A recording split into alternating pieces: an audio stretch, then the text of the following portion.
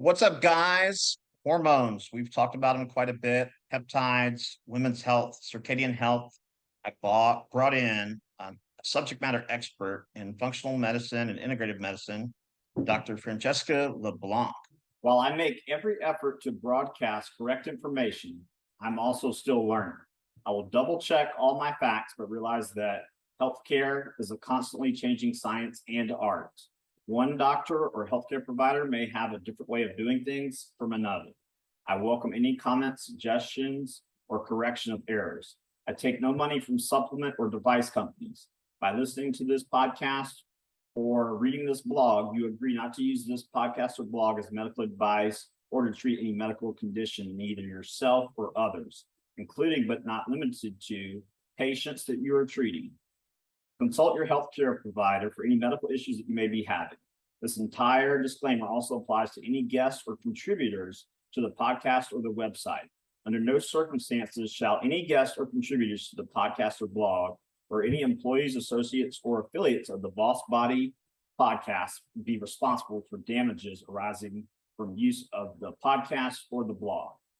This blog or podcast should not be used in any legal capacity whatsoever, including but not limited to establishing the standard of care in a legal sense or as a basis for expert witness testimony. No guarantee is given regarding the accuracy of any statements or opinions made on the podcast or the blog. Welcome to the show, Dr. Francesca. So tell us a little bit about your journey. When you started out, did you want to be a chiropractor all along? So that's interesting question. So I would say we have to even go back to where the train wreck started, right? I feel like anyone in our field, it always starts with a personal health crisis or somebody close to us, right? So my health derailed in my 20s. I was working in corporate America in New York City, work hard, play hard, all that. And, like when you're a teenager and you're home and you're eating Captain Crunch, all of those things never make you gain weight, never have an effect on you. Then you go to college and you binge drink and binge eat and do all those things, never has an effect on you. But I really truly believe that all of that catches up. So there I am in my 20s and I'm just having major anxiety, panic attacks, sinusitis that wouldn't quit, brain fog. Like I'd get off the subway and I would snap out of where I'm walking and realize I'm like 20 blocks away from work. Like it was epic. And I was going to doctors and specialists and just getting prescribed antidepressants and anti-anxiety medication, and all sorts of allergy medication, of course. And then when I started having insomnia, that was a little bit of the breaking point, because then you know how you feel when you don't sleep. So then the sleep medication. So I had a chiropractor at the time that really helped me with a shoulder injury because I was a gym rat. And I thought to myself, he was like, you'd make a great chiropractor because you totally understand this. And it was nothing about holistic health that I understood that I would be actually helping myself. So I went because I wanted to be able to not have shoulder surgery. I'm like, I'm going to be a chiropractor because I got such great results. And then I wound up learning, wow, oh my gosh, food is medicine. Whoa, you have an autonomic nervous system. You can actually modulate stress. Like all of that was mind blowing to me as far as the nervous system and healing was concerned. So I started practicing chiropractic, dealing mostly with pregnant women and babies, another health crisis. I'm working in New York City, burning the candle at both ends, like right back to the same cycle of behavior from decade before. And I wound up relocating south, got married, and I started dabbling in functional medicine, I like to call it, because I was attending seminars. And slowly but surely, as I'm working with women who were getting better with chiropractic, we would do some labs, we would work on the gut, and I'd play a little bit around with it. I'm like, maybe there's some heavy metals there. Maybe we could do some heavy metal cleansing. And these women are getting better. So, okay, that's it. I hear you, God. Start studying. So then I just dove in, and after many years of just studying functional medicine, then I became board certified in natural medicine. And then it wasn't until about, I say 2018 that I took myself out of the brick and mortar and started virtual. which was great because that was pre-pandemic, right? Who knew? Right. And then I just recently, as of the end of sort of last year, took my one-to-one virtual into group coaching so I can work with a lot of women at the same time. Awesome. So you only work with women. Yes. Okay. And is there a specific age range that people need to be? So I usually say over 30 because in your third decade, gosh, if there were some little tweaks that I would have made in my 30s, things would have been different. But I get a lot of women in their 40s who want to get in front of Mhm. possibly a, crashing train, also known as menopause, because there's such a negative connotation around that. So they find me, see a post on social media, want to know more. So I'm usually like somewhere in between there. I would say like 28 to 55-ish. Mhm. Okay. Awesome. And in terms of, so you don't do adjusting anymore because you're all virtual, but when you were adjusting, did you see, for example, one thing I noticed when I did orthopedic rehab is that, for example, someone with frozen shoulder, they almost always have subclinical hypothyroidism or at least Hashimoto's. And Totally. so I started noticing, and plus, if you're only manipulating or mobilizing someone and you don't address systemic inflammation, they're going to need to be adjusted a lot more. Right. And I think, that's an epidemic. There's a Yeah, lot of chiropractors that over the moon adjust patients because, that sort of referred pain, where's that really? It's like an organ dysfunction. It's a hormone dysfunction. It's something's right, dysregulated, right? right. Absolutely. Yeah. And it's interesting because if an orthopedic surgeon, if I go into kyphosis and I take an x ray of my shoulder, oh, look, your subacromial space is decreased. We got to do surgery. Oh, let me get my thoracic spine and extension and rotation. Oh, look, it's back. But they perform surgery on not a pain generating diagnosis, but radiographic diagnosis, essentially. But Yeah. then, they get upset when chiropractors do the same. And I'm like, what's worse? Because Ping I've pong. had people where I try to refer them to get adjusted, and they say, well, I'm afraid of getting adjusted. But they're not afraid of having a surgery and having a foreign body put in. No, it's wild, right? Yeah.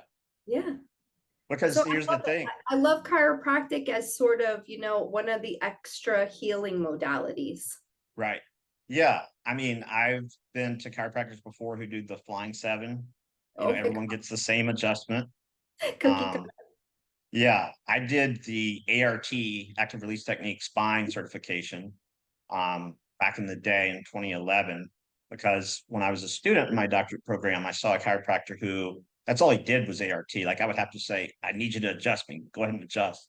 Because he was like healing people in 3 to 4 visits doing soft tissue stuff. Whoa. And now he's doing more functional medicine. But it's interesting to see the correlations between systemic inflammation, hormone imbalances. If you lose the anabolic potential, right? Yeah. You're in a more of a catabolic state, then you're not going to hold your adjustments. You're not going to hold any joint manipulation or mobilization. Which And you're will going lead to to need more to, pain. right. Exactly. And that's the other thing too. So with pain, I mean, there's a neurotransmitter component, right? Glutamate and GABA. Oh yeah. There's an omega fatty acid, 3 versus 6 versus 9 Mhm. imbalance. Mycotoxins can lead to systemic inflammation, metals. And so I think now, you see more and more people incorporating at least some degree of functional medicine. Yeah, which is great. Yeah, and the circadian health. So talk to us about, we know the circadian cycle is important. Yeah. That 24-hour cycle, it controls our NAD pools, the NAD plus, and the circadian rhythm. And, for years, I mean, we're proving now what bodybuilders have known for 3, 4 decades. They're very adamant about going to bed by 9:30, 10 o'clock at the latest, because that's when your liver and gallbladder are detoxing the most. So do you focus on that with women in your coaching So program? what's interesting is that most of the women that come to me are not sleeping. They're not, their sleep is junk. So without that, we have a a long road ahead of us. So we got to get the sleep right. And I am in sort of like where I am in my education about actually trying to incorporate that sunrise in the morning for myself. And I'm doing this experiment myself by watching it. And I've been doing that now for about a month. And I am a little bit shocked by how tired I am when the sun goes down. And I'm shocked by how well I'm actually sleeping. So I'm incorporating a little bit of that into what I'm doing because I really want to learn more about UVA, UVB, why we need both, why it's best in the morning. I also think that there's this huge misconception about the junk light, like the blue light. You hear it, blue light, da da da. I don't think it's that so much. I think the problem is that this has become a tool, and I'm talking about as if I had my phone, for women to decompress. Yeah. So you hear, oh, too much screens, blue light, cortisol. I don't know. I just think that this is like the old glass of wine because a lot of women know now I'm in my maybe fourth decade and I really got to cool it with the wine. So then they trade the glass of wine for TikTok. And Right. then it's that stimulation. And I think that that blue light in that state of how we're trying to relax, fooling ourselves that we're relaxing, that sets the stage for junk sleep. I'm sure you can elaborate on that more because I think that Yeah, I mean, well, first of all, I would say, I was just at the gym yesterday, and now a lot of the companies that make athletic wear, they're incorporating pockets like right here near the genitals on women, and I see them putting their phone there, and I'm like, I can't think of a worse idea. And I've had Nick Penault, the EMF guy, on the show, and we both said the same thing. Let's say hypothetically we're wrong and the EMFs are totally safe. We know they're okay. not, but then what have you lost? You just become more present, right? Like we need to be more present in general anyway. So what are you Right, losing? right. And I love technology, but are we using the technology or is the technology using us? Yep. And people, like you said, they think that it's winding them down, but it's actually doing the opposite, is creating a sympathetic response. And Mhm. that calcium efflux is flooding the cells with calcium, creating peroxynitrite, which makes us feel horrible. And, studies show, like I had another guy, Dr. Leland Stillman, who's an MD who focuses on EMFs and heavy metal toxicity. And we were talking about how if you eat a food in a low EMF environment, your blood sugar will be, say, 100. But if you eat it in a high EMF environment, it might be 115, 120. Whoa, Yeah, and there's been multiple studies on that. that's big.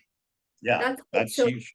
okay, let's say then, you're one of my patients who is, had the pleasure of having a 5G tower go up near their home. So now they're really in the thick of it, right?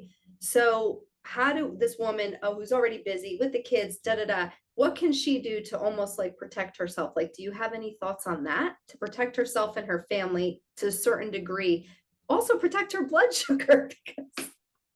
Yeah. So what I would say, I mean, I'm in the process of getting an Ethernet cord so I can hardwire in. I had one and I moved and I lost it, but that's something simple. I mean, back in the day when I was in undergrad, that's what we had. We had the Ethernet Right. cords, and now we know that's the way to go. So that's a huge one. But then you'd be surprised how much people fight me on this. Turning off your Wi-Fi at night, and they're like, "Well, I can't do that. Are you coding in the middle of the night? Why else would you need your Wi-Fi?" I mean, at the very least, it's going to help you get deeper sleep. So those are two things automatically. But then also going outside and grounding. And Mm, what that does is it releases that buildup of positive charge. We add electrons to the body. And when we add electrons to the body, it decreases inflammation.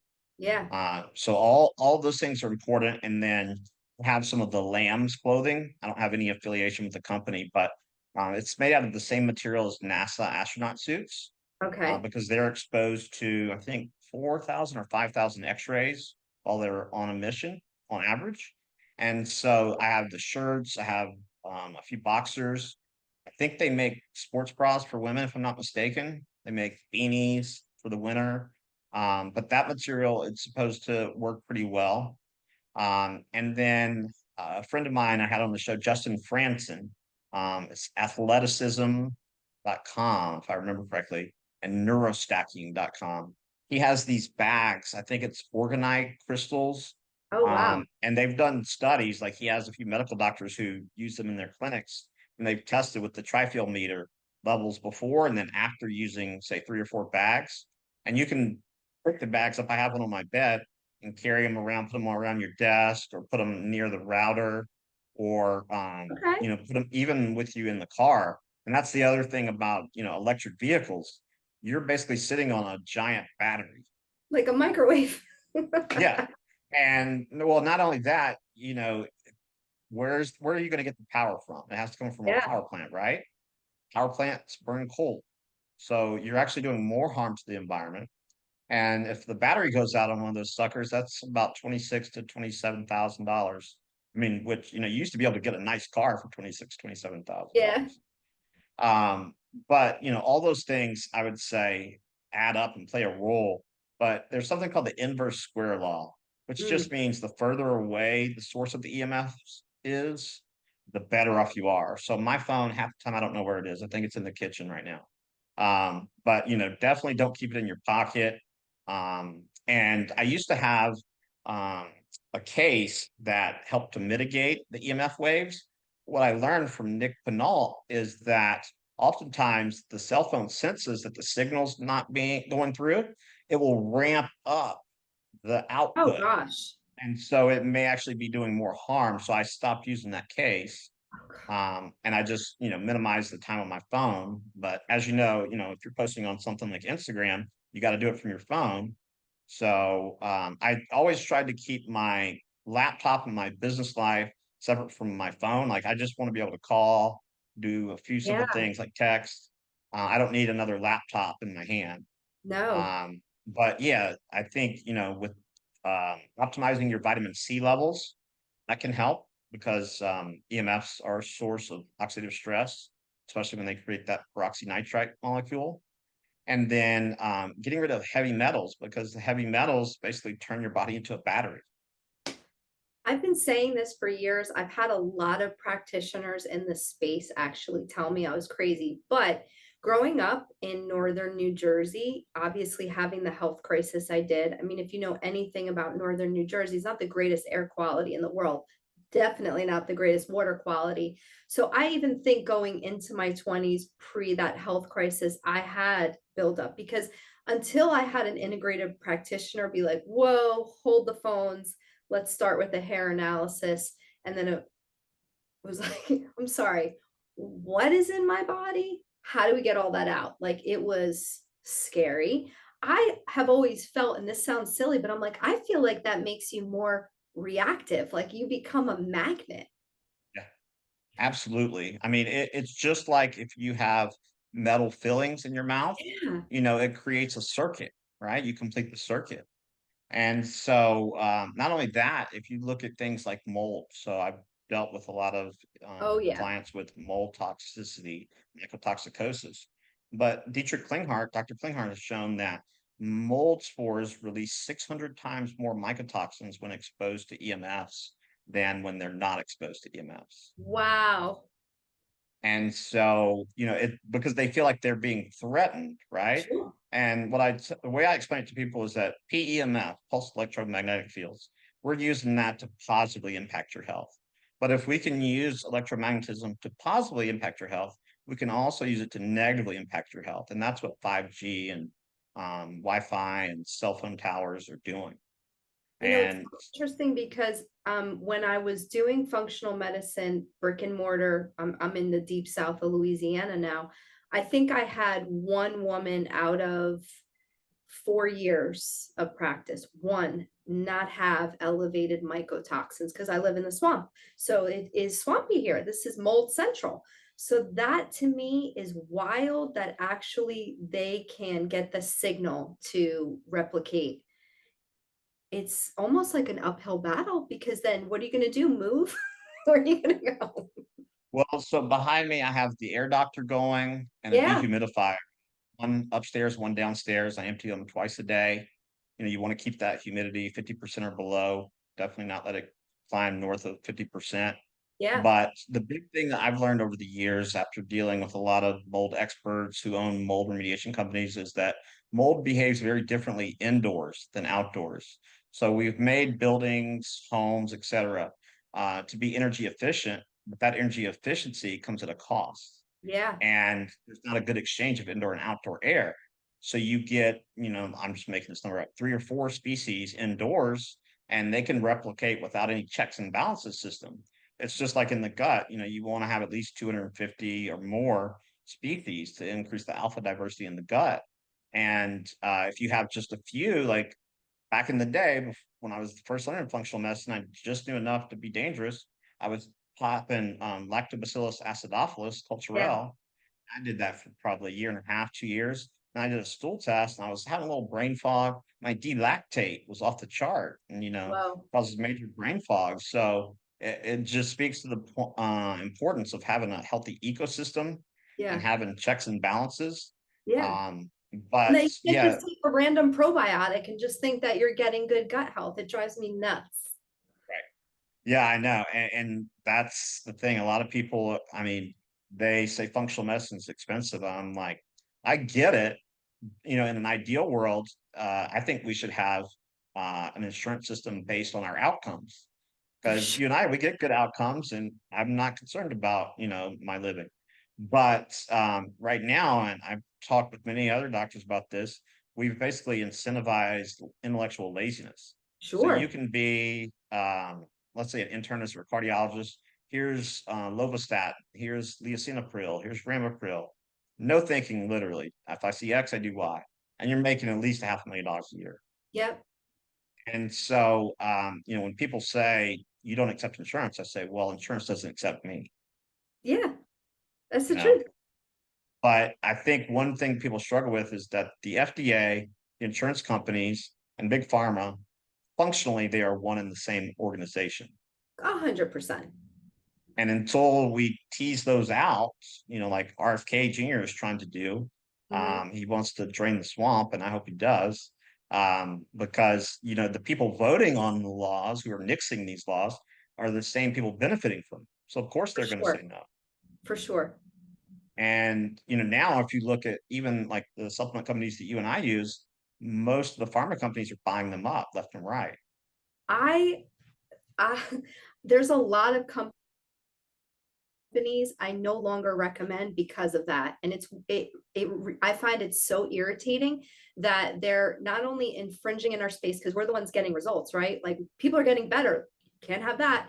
So let's go ahead and buy up these companies. But then what they're doing after they buy up the company is they're taking all those really good, my good go-to supplements off the table. Poof, they're gone now. Can't get them anymore. And it's just like, you've got to freaking be kidding me. Like, that's where we're at. Yeah. It's They're just very like predatorial. oh yeah, extremely. There's something called a blocking patent. Dr. Zach Bush, the guy who invented ion biome, Yeah. he talks about, like 15 years ago, maybe more, he was doing research on anti-cancer properties of a derivative of vitamin A. So he's getting really good results in this trial. And so he calls up one of the pharmaceutical companies. He's like, hey, I'm getting such and such data. And so they ask him a few questions and then they hung up on him. And he goes to his advisor the next day and she's like, you never should have called. There's something called a blocking patent, and Oh, they will purchase the rights or patent the rights. And they never intend to bring it to market, but just to prevent someone else from bringing it to market. wow. That's about right. Yeah, I mean, people think this is conspiracy, but you Yeah, and I that's both know fact. that it's not. Yeah. That's a fact. And I mean, I have a colleague whose brother is a cardiologist, but he doesn't see patients anymore. He works at the FDA. And I don't know if this is still true, but 10, 12 years ago, 9 out of the 18 members that are part of the panel that approved drugs had either current or former financial ties to big pharma. Of course. Yeah. It should not be happening. It should not be allowed. Right? Right. It definitely shouldn't. But in terms of hormones, EMFs, so we talked about, putting the phone too close to your private area. I've read, and I haven't been able to fact check this, but it seems to be legitimate.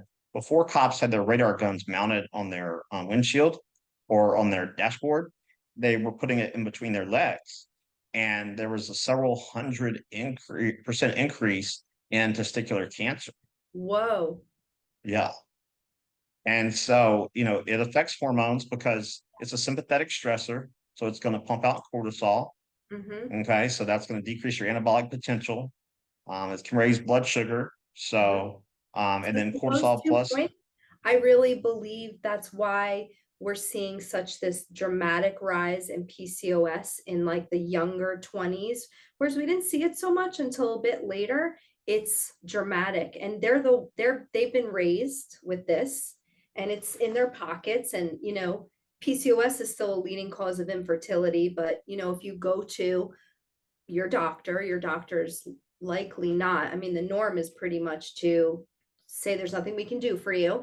And then you go on some form of hormonal birth control, but you one day want to go off of it and you can't get pregnant. And then you can go see the IVF doctor because we have that. But there's no real solutions to backing it up, to protecting fertility, getting your blood sugar under control, because I still think insulin resistance is driving PCOS. I know there's other causes, but I think it's the main one. And again, in these younger girls, I don't know. I worry about them in 15 years when they really want to expand their families, because there's this sort of like they're missing this conversation that we're having. right. Absolutely. I wrote an article, I think in 2013 or 2014 for Huffington Post on 5 reasons why you're not losing weight. But I talked about, and I had a bunch of sources I cited, inflammatory cytokines. They damage insulin receptors. So I noticed this because between undergrad and my doctorate program, I was a personal trainer part-time.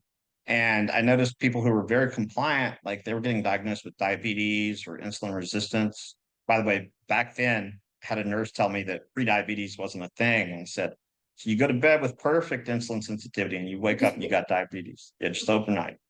But I noticed that. And so stealth pathogens, viruses, Lyme, mycotoxins are going to increase inflammatory cytokines, and that's going to damage insulin receptors. Then you throw in some heavy metals, pesticides, glyphosate, and it's the perfect storm. Yeah.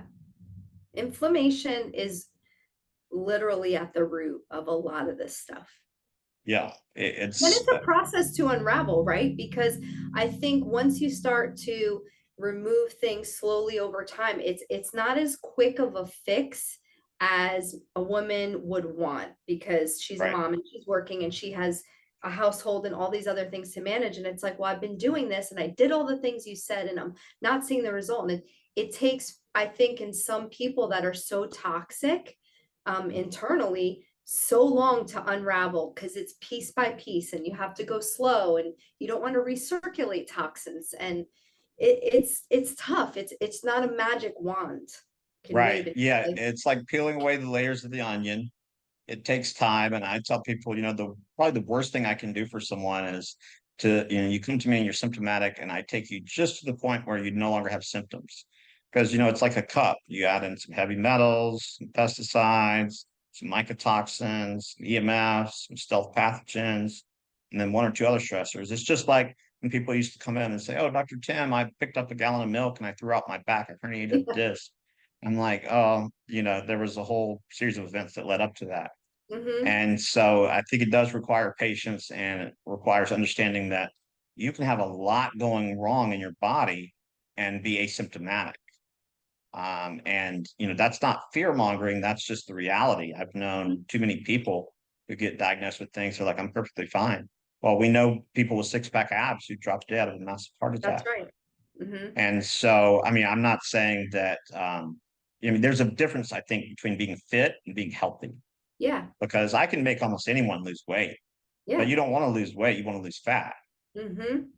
And, that gets in circadian rhythm. So, I mean, I'm very sensitive to this. There's a couple genes, clock gene, there's CRY1, which is circadian rhythm, Yeah. one gene. And if you have those, you're more sensitive to disruptions in your circadian rhythm.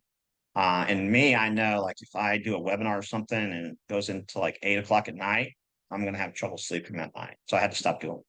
Like you get your second wind, right? Yeah. Yeah. Mhm. but it's a fake energy. It's adrenaline. Is. It's like I use the analogy of a high interest debit card or credit card. Yeah, Yeah, you're going to be able to pay for stuff, but you're going to pay more more. in the end. Mhm. Yeah, And it takes a couple days to bounce back and get back on your sleep schedule. right. Find the blue light blocking glasses are effective for you. Yeah, so it really depends on the brand because I had a few different brands before, and they weren't the ones that wrap around your eyes. They just, were like the square ones, which I understand that people want to wear in a social setting, Mhm. but you're still getting a lot of light here and here and here. The Yeah. ones I have now, they make me look like a giant bug. I'm okay with that because they work. I don't have any financial ties to this company, but Safety Blue. Okay. Um, and so I had a little bit of a complex for a while because when I first ordered them, I think I broke like 2 or 3 pairs, like not stepping on them, but just like, Trying to man, stretch is my them. head, yeah, is my head that big? But it turned out that a lot of people were complaining of that. So they made the sports strap. Oh, And perfect. yeah, so they worked very well. When I was still living in an apartment, I used them for the first time and like I have a little pug and I'm like tripping over her and running into stuff because I was used to the other Fun. ones that weren't as effective. But yeah, I think it's like, say, CBD oil. Yeah, Yeah. it really depends on the brand, the size of the molecule, and so when people say, oh, does X work? Does, Z work? I'm like, well, it's kind of like asking, do cars work? Is it a 1974 Pinto or is it a Right. 2021, Lamborghini? Hmm. Those are different things. And so, yeah, I think the blue light blocking glasses are important. And it's extremely important, for kids. The blood brain barrier doesn't fully form until around age 4.5. Hmm. But even then, I interviewed Dr. Sheila Kilbane, and we talked about how it impacts dopamine receptors. And it's that constant dopamine hit. And, social media, like it's come out in public now that they hired psychologists, to figure out how do we make people more addicted.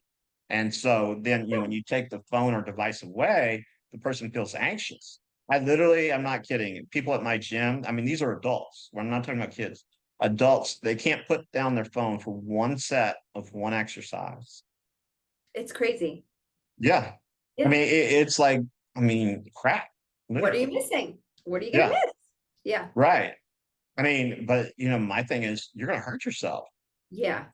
If you're texting while you're doing, 300-pound leg press, that's, why chance it? Is what I Hmm. believe. But the other thing I'll say, especially since your community is all women, I see a lot of women tucking, even educated women who go to the gym and, who are into their health for the most part, they'll put their phone in their sports bra.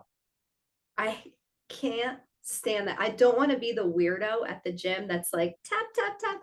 Excuse me, can you please not do that? But there's like a part of me, oh, I want to tell her to not put her phone there. Right. I know. It's silly. I mean, and, it's kind of like with the They Wi-Fi. even make the I'm not going to say the name, but the activewear line that every little girl wants to get because it's super elite and expensive. They make cell phone pockets inside the pants to put the phone where it shouldn't be. Should not have a cell phone pocket where your reproductive system is. But that's what these girls are doing and wearing these shorts and these cute pants because it's trendy. And they also have plastic, Oh, in the materials. the forever So, chemicals in the crotch of all these pants. It's like, yeah, wow, what are yeah, we doing? exactly. And I mean, so you can talk about this in terms of exercise. How do you encourage women to exercise for women who are still having a cycle, or women who should be having a cycle but maybe aren't? How do you encourage them during, say, the luteal phase to work out versus, the ovulatory phase? So, there's a lot of schools of thought, and there's a lot of influencers that say you can only do certain exercises certain weeks of the month, like your cycle syncing. But Mhm. I don't buy that. I think you can do what your body within its own limitations. So if you're, you know, whatever week of the month it is, and you're motivated to lift, then you can lift some weights. I have a lot of, because I'm a reformed CrossFitter. So that Mhm. was like phase 2 of me derailing my hormones. I was also vegan at the time that I was doing CrossFit. So it was a total disaster for my health at the end of that year. But what I learned from that experience is while I was utilizing CrossFit as a stress management tool, it was wonderful. For that mental component, I was destroying my blood sugar, cortisol, all of it. I think women come from that gym background, because before CrossFit, I was the Jersey gym rat. So it's always been incorporated in my life. So I really relate to a lot of women that feel like if they don't lift, then they don't feel right. So I'm big, huge promoter of you do what you feel is best. It feels good in your shoes. You're going to go do some deadlifts. Awesome. Do I think we should lift every day? No. Do I think we should fast every day? No. Do I think any woman that's trying to lose weight, that's basically been out of exercise for years, maybe even decades, should just start walking? Yes. But I think that at a certain point, you do have to incorporate strength training because we're losing muscle mass, right? Yeah. And especially start building before you hit that menopause range, because it will become a little bit more challenging. So if you're into a really good flow and rhythm, maybe you're lifting 2 or 3 days a week by that time and menopause hits, you're still in that rhythm, before those changes happen. I think there's a lot you can do, but I really feel like your body tells you, like if you're Yeah. exhausted and you're depleted, do not go to spin class that Right. day. Right. The long cardio workouts I have a problem with. A lot of people come at me on social media when I knock the Pelotons and stuff like that, but I just find and feel very strongly that extended cardio destroys your blood sugar and just has a party and you're fat storing. Yeah. That's my take. Well, because there's zero regard for your allostatic load. They're not evaluating how many stealth pathogens do you have. We all have some, right? Or is there gut dysbiosis? There's always some. I've never tested anyone who didn't have some. Heavy metal toxicity, pesticides, endocrine disruptors. And then people want to go do 2-hour workouts. I'm like, no, on those days, if you want to go to the gym, go for 30, 40 minutes, decrease the number of sets, keep the weight the Yep. same, create the same metabolic stimulus, Yep. get that EPOC, the excess post-exercise oxygen consumption up, Yeah. and cardio. Because in undergrad, where I went to Wake Forest and I worked in cardiac rehab, Oh, and all the wow. professors who were in that department, they ran together like every day around Okay. 11:30 to 1, and they would run like 10, 50 miles, and they would tell me like, oh, you're gonna have a heart attack, all this protein. And the registered dietitian in the department, who was very, very overweight, she had like boxes of cereal on her desk. And I'm like, yeah, nah, I don't think it's me who's gonna have the heart attack. I'm gonna Um, be good. I'll yeah, be I'm gonna be. I mean, I'm doing my best. I mean, we could all do better, of but course. no one talks about, like, for example, Coxsackie B virus type 4. If you have that elevated titers of that, your increased risk, you have a 33% increased risk of a heart attack. But how many cardiologists are testing for that? Almost none. Oh, wow. And that endothelial lining, the glycocalyx, is very sensitive to oxidative stress. And there's a loci, so it's a location, a loci on the gene called 9p21. And you can have 0G, that's the best. It's like Teflon coated arteries, all the way up to 6G. 6G means your arteries are very sensitive to oxidative stress. And so you can do more damage doing cardio, which is counterintuitive.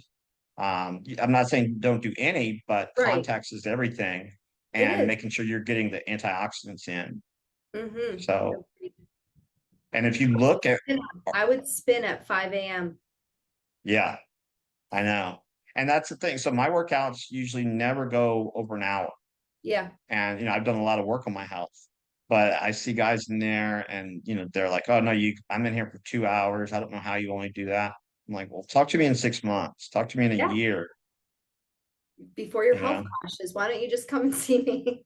Right. Exactly. I need to start handing out business cards Right? at the gym, You should. and one thing I think this might benefit your community, but if a guy, and I'm speaking to your community, if a guy comes up to you at the gym and he's saying something about your technique, doesn't necessarily mean that he's hitting on you. Yeah. Because in my opinion, I've been working out since I was 18, except for a few years where I had some other stuff going on. But women are very receptive to feedback. I'll Mhm. see, for example, a woman doing a single leg deadlift, but at the top, or excuse me, at the bottom, instead of going into hip extension, she's going into lumbar extension and rotation. And so, I'll just walk over and say something. Usually they're very receptive and thankful. Guys get very defensive in my experience, Mhm. because they know everything. Like they read a magazine article written by a guy on enough steroids to kill a third world country. And they're like, oh, I had this guy yell at me one time. He's like, Dr. Tim, my program was written by a guy who was almost an IBFF pro. I'm like, oh, well, my bad. And then like 3 weeks later, literally, he was injured. He couldn't do his competition, his bodybuilding competition. Uh-huh. That's So I'm about right. like, yeah. I'm like, yeah, we'll just throw out the 8 years of orthopedics that I learned, but Right. okay. Yeah, I know. Um, yeah. So I mean, I think there's a good CrossFit. One thing they do a really good job of is the sense of community. One thing I wish they would do, and I know it's not always practical or scalable, and that's a movement screen, a function movement screen. That would You be know, because awesome. not everyone has enough thoracic extension. Most people don't to Mm-mm. do hang clean. Mm-hmm. You Mm. know, Overhead snatch. I right? tore my labrum. Bam, Oh, like that. really? I mean, they didn't have any like functional movement prior to doing CrossFit, and you're PRing. Everything is about PRing. Like Right, that was a destruction. I right. just, yeah, it's bad. Yeah, I know. And I see, online some strength and conditioning coaches, like they're really proud of when they can get their athletes to throw up. And like, no, they just went into a very catabolic state. They're hypovolemic potentially, depleted of electrolytes. They were probably already deficient in electrolytes. Now they're definitely depleted of electrolytes. And that's not good. No. So, one of my goals has always kind of been to bridge the gap between the gym and functional medicine. And I know at least of one practice that kind of does that in California. Um, and they have personal trainers and a strength and conditioning Oh, that's area. awesome. And then, they have the IV suites and then the treatment rooms. That's great. Yeah. And Wow. I think, we need more of that, right? Yeah. Mm-hmm. Like Um, all encompassing under one roof. Right, exactly. Because now, I mean, I see even like Orange Theory. You guys have Orange Theory there, right? Of course. Yeah. I saw them advertising recently for a medical doctor. So I guess they're trying to put everything under one roof Uh-huh. as well. Yeah. But um, I think it's kind of monkey see, monkey do. Yeah. Um, and Trendy. so It's trendy, so they're picking yeah, up on it's right. Yeah, it. it's picking up on the trends. In terms of hormones. What Yeah. are the biggest hormone imbalances that you see? We talked about PCOS, Yeah. insulin So resistance. PCOS is a big one. I would say insulin resistance, I mean, is an overarching hormone imbalance of epic proportions because most women don't know that they're even walking around with it. Because again, if they get their A1C checked, if it's not like 5.7, your doctor said you're not pre-diabetic, which is their AKA. So women walk around with 5.5, 5.6 A1C, which to me is like ticking time bomb scenario right there. Okay, we need to bring that down. So I think that is huge. Estrogen dominance is another one. And that is, again, a lot of these endocrine disrupting chemicals, our exposure to toxins is like at an epic level. So estrogen dominance is pretty big. Those are really the big ones. And of course, we have, some puzzle, peculiar combinations of things that pop up, but almost every single woman has to get her insulin right. Because I think you get to a point where you realize, okay, everything I've been doing to lose weight doesn't work. I'm not Right. necessarily gaining weight, but I'm not losing weight and I don't know why. And I eat all Right. the things and take the supplements and do all the work, and that is, to me, it just screams insulin, you Right. know? Absolutely. Yeah. And to your point, high blood sugar in men raises estrogen. High blood sugar in women raises testosterone. That's why women with PCOS tend to get facial hair. Grow a beard.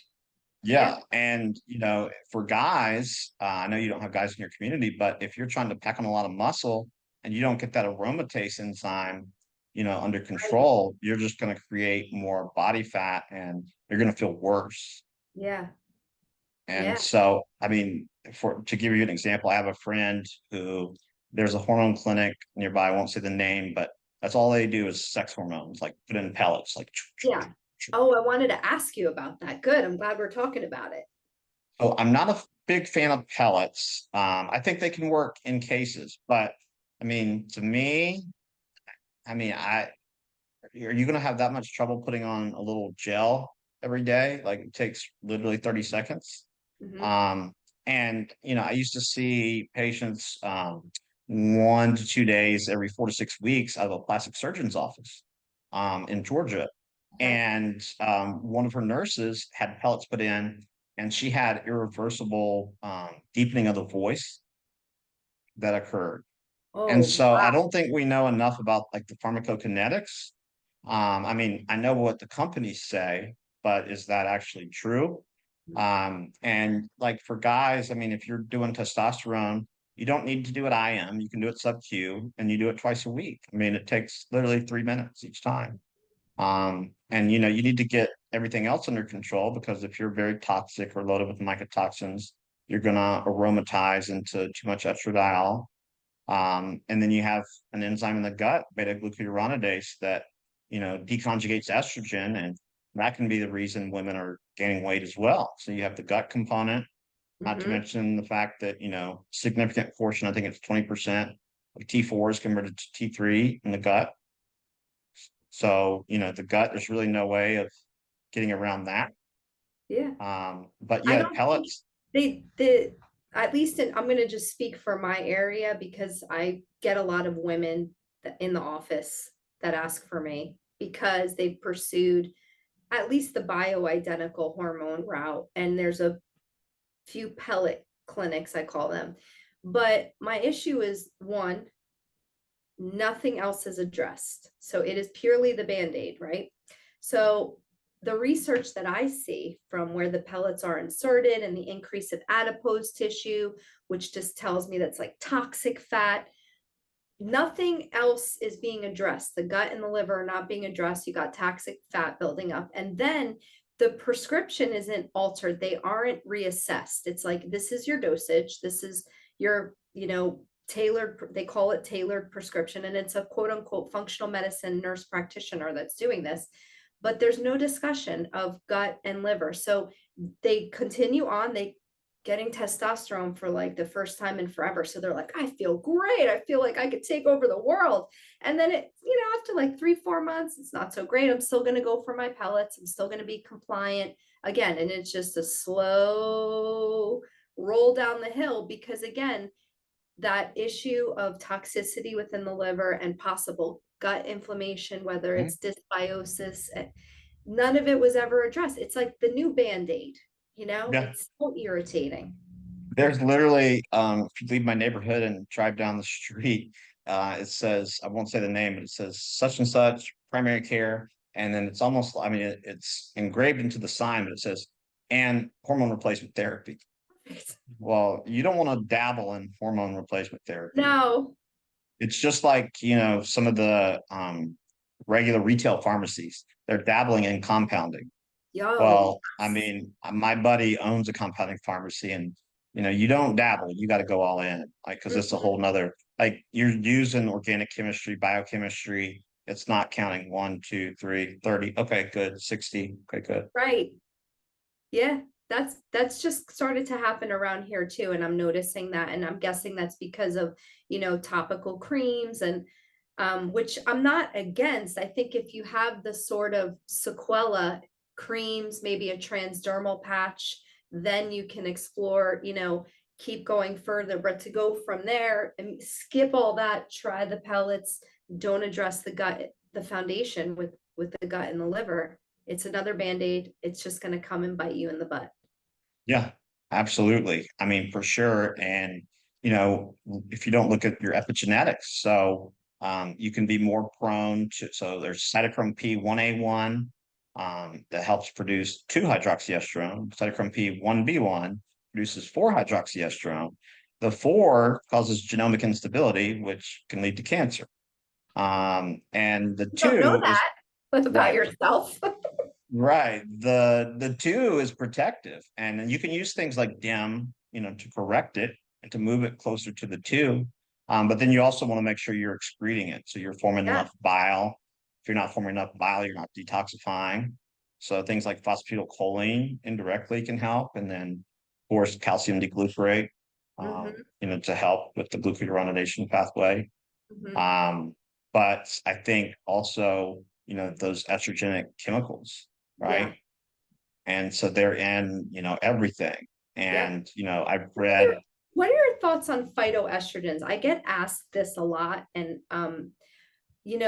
while we don't have a lot of research to support, dietary estrogens, it's interesting because I do have a colleague who had a patient, and she's a functional medicine nurse practitioner. So she had a patient on hormone replacement therapy that stopped working, and it was estrogen.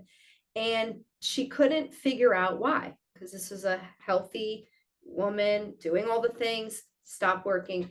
So she started going backpedaling to, what are you eating? What's happening? And she was putting a tablespoon of flax in her smoothie with flax milk as the base. And there's a lot of schools of thought. A lot of people will probably jump all over me for even talking about this. But the minute my colleague removed that from the diet, responded perfectly to estrogen. So you can't tell me that a phytoestrogen, a dietary estrogen, can't go on the receptors and screw everything up. yeah, I mean, yeah, I've seen that happen as well. If I remember correctly, after age 35, roughly, especially in women, the enzyme that helps to break down the phytoestrogens, it down regulates. And so, Charles Poliquin, who's no longer with us, but strength and conditioning coach who spoke, I think, 5 or 6 languages, Oh, and wow. he did a lot of functional medicine. And he developed the biosignature program where you can use skin fold calipers. He had like the quads or and the triceps are the estrogen dominant sites. The Whoa. subscapular skin fold, that's the insulin resistant site. The umbilical is the cortisol resistant site. But he's the one, and many years ago in an article wrote about that. And so I remember that. But yeah, I've seen phytoestrogens cause issues as well. And I heard someone on an interview recently on Instagram, they said, well, I don't understand when people say they don't want to use soy because if you eat meat, you're getting soy anyways because the animals are fed soy. And I'm like, if you eat conventionally grown meat, you're getting soy. If it's grass fed and grass finished, they should not be fed soy. It's not legal for them to do that. So that's kind of how I feel about, and at the end of the day, we're getting enough estrogenic or estrogen mimicking chemicals. So, we probably don't want to add to it. Mm-hmm.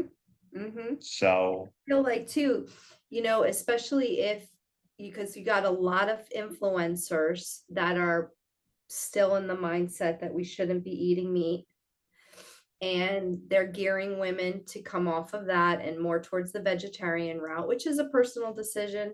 That's what you want to do. But inherently, you're eating more foods that contain phytoestrogens.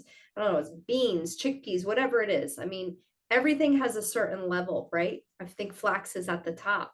But the point is, you're coming into contact with all of these xenoestrogens, and then you're basically going the vegetarian route, maybe with plant proteins and a little bit of animal protein. I mean, it's estrogen on top of estrogen on top of estrogen.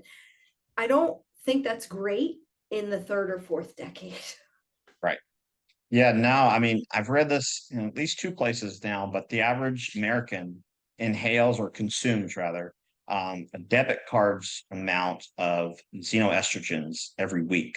I read that somewhere too. Plastic water bottles is our worst enemy, but I just read that too recently. We must have read the same article. That's wild. Yeah, yeah, Wild. absolutely. And then, you consider most people's detox pathways are Are congested, shut for down. lack of a better term. And so then, you can't get rid of them. They might not be able to methylate properly, which, is how we got to methylate our estrogens. Definitely. And the glucuronidase enzyme, that's got to be working properly. And so if we can't get rid of them, and then you got lymphatic congestion on top of that, Yeah. um, there's a Lymphatic congestion guy, is a big one. oh, huge. There's a guy, Perry Nicholson. He's in Okay. DC, he's actually in New Jersey. Yeah. Um, I mean, I've messaged with him online, and I know some people who know him personally, but his tagline was "Stop chasing pain."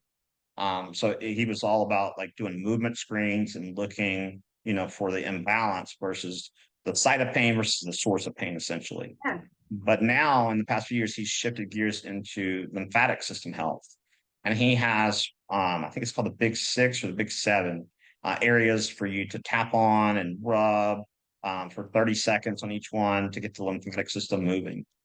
But I've had treatments with a device called a Lymph Star Pro. It's like a Okay. $10,000 machine. Yeah. And this person has to be certified because, you got to go in certain directions. But it definitely gets things moving. And, we forget that it's kind of like our garbage disposal being clogged up and then putting more stuff on top of it. And like what happened to you, in terms of detoxification, like if you start detoxing too quickly, you can retoxify. Right. And Recirculation so, yeah, tonight. I have a colleague, actually another colleague in New Jersey who he's an MD, and his first foray sort of into integrative medicine was he said, I think I'm going to look into this chelation. And he started doing it. He ended up hospitalized in the psych unit for, I think, 3 days. Whoa. Yeah. Listen, these people on social media that are like experts in detox, it's scary to me because you could really get sick. Yeah. You could really get, Absolutely. yeah, detox Yeah. is something you want to do on your own or buy a kit online. You really need to be guided by a practitioner because Yeah. of what just happened to your friend. Yeah, exactly. And, it's in terms of addressing imbalances, you got to look at things. So, for example, if you're wanting to lose body fat, well, you need to make sure phase one, phase two, to phase three detoxification, they're optimized. I think a lot of people, when they hear detoxification, they think 30-day juice cleanse. That's it. No. Yeah, like it needs to be sustainable. Like you can do more in the first like 3 to 4 months, but then it needs to be sustainable because we're never going to stop being exposed to toxins. And Hmm. so I think that's extremely important in terms of weight loss. Oh, And yeah. the other thing is there's research that shows if you take an adipocyte, a fat cell, and expose it to inflammatory cytokines, it doubles in size. And that reminds me of when I was in North Carolina, I worked with a nurse practitioner. One of our patients, she was a figure competitor, and she came to me pretty distraught. She had gained 14 or 15 pounds in 2 weeks. And she said nothing in her nutrition had changed, nothing in her workouts had changed. And her eyes were jaundiced. So that was a huge clue. Oh, And her house was only 2 years old. So, or your community, the age of your house, it can play a role, but not necessarily. Don't think because you have a new house that you're home free. right. She hardly went on like the second floor of her house. But she had a little leak up there. Oh gosh. And that's what was, causing the mold toxicity issue. And then I had the nurse push some glutathione on her. And, 45 minutes later, her eyes looked better. It took her, about 3 months, but she got completely better. Yeah. I mean, and that's a normal, healthy person exercising in great shape, and all of a sudden they're just gaining weight out of nowhere. And that is one of the reasons why the gut and the liver, you have to, they work together. You have to Yeah, address them both at the same time. And when your detox pathways are clogged, they're congested, you're sluggish, I mean, you're just not going to lose weight. I don't care what program you do. Go ahead, do a 10 pounds in 10 days. You're just losing your water weight. It's right. nothing going to happen. So, Right. Yeah. Yeah. I mean, it's not sustainable. And then a lot of times, I still see people online that it's like, oh, weight loss is just energy balance is calories in versus calories out. Ugh, I'm like, okay, so if I eat 2,000 calories of meat and vegetables, is that the same as 2,000 calories of M&Ms? right. No, food is just information. It tells your body what to do. It gives hormonal signals. You're Mhm. signaling all the wrong hormones if you're eating 2,000 calories of M&Ms or Skittles or Yeah. whatever. And so I think there's a lot of education that needs to happen around weight loss. And a lot of times women, I've seen it in more, I'm not picking on women, but I've seen it more in women. They go into a caloric deficit and they'll lose weight initially, but Yeah. then they get, subclinical hypothyroidism, aka Wilson's temperature syndrome. And it happens a lot in figure competitors because the crash dieting they do Yeah. beforehand. And so, long term, you got to look at your metabolic health, Yeah. what's going to be healthy long term. Yeah, I think having a six pack is great, but if you do it at the expense of your health, then that's not good. Mm-hmm. What is a good case study, or do you have any good case studies you can think of where you've been able to reverse someone's hormonal imbalances or any sort of health challenge? So, I mean, I feel like very fortunate to have worked with so many women that quote unquote got their life back, got their zest back. Um, I think that I'm always sort of floored and surprised at the same time when I get a young, maybe late 20, early 30, newly married PCOS diagnosis, was told nothing, ready to empty her savings to go do IVF, and she'll come work with me. And then in 6 months, she's able to conceive naturally. Like that never gets old for me. I'm always just like, whoa, that's so, Wow. you know.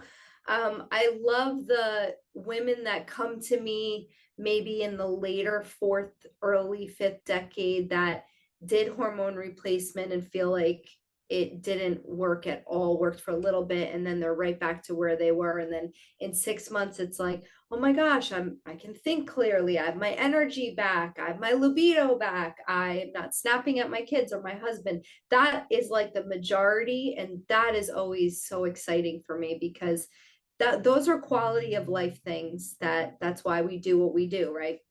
Absolutely. Yeah. Absolutely. So, what's something you know today to be true that you wish you would have known 10 to 12 years ago? Oh my God. Um, First of all, that I wish I would have known that magnesium was as significant as a cofactor as it is for what 500 Yeah. biochemical processes, because I would have gotten on the magnesium train a long time ago, big time. Yeah. Yeah. Yeah. If you're in Italy and you go to the ER with a complaint of chest pain, they start a magnesium sulfate drip automatically. Here, they Yeah. don't even mention it. I They don't mean, even never. mention Yeah, you'll never hear it. No, they'll No. send you home with Lipitor once they get you all balanced out. Right. Yeah. And then you got erectile dysfunction. Oh, okay, here's something for that. Oh, you got diabetes. So here's metformin, and it's just Yep. so on and so forth. Hmm. Well, thank you so much for your time. Thank you for the work that you're doing. Thank We'll you. put your social links up, Yes. and then we'll direct people to them from the website and from the actual Thank you. interview. That'd be great. Absolutely. It was Thanks so awesome. much, Dr. Francesca. Thanks We'll for see having ya. me. All right. See you soon.